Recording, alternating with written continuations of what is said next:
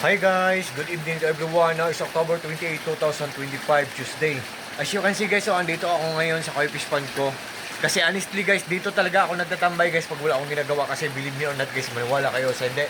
Ang mga koi fishes guys ay mga stress relievers po. What I mean po, nakakawala po sila ng stress po. Look at them guys, oh.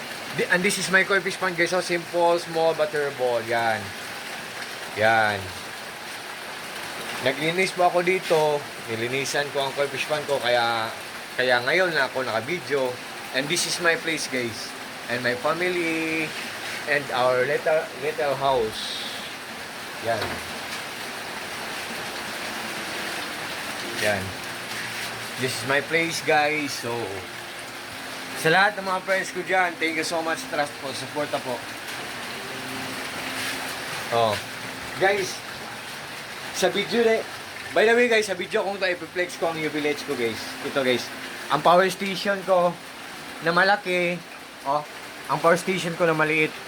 Yan.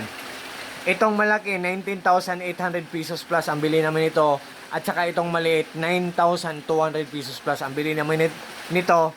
9,000 pesos plus. All in all 30,000 pesos plus yan, dalawa. Pero guys, ito lang ang ipiplex ko ngayon, ang mga UV lights ko. UV light ko na malaki at UV light ko na maliit yan. At saka mga kagamitan ko dito.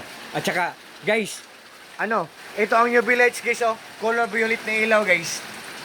Underwater siya, waterproof siya. Dalawang klase, iba't ibang sellers at iba't ibang mga shops, pero both sila maganda ang quality, matipid lang sa kuryente at saka mura lang. Sa lahat po ng mga fish keepers dyan, good evening and happy fish keeping. UV lights ko guys, oh. Yan. Maliit ko na UV light guys, oh. At saka malaki ko na UV light. Yan.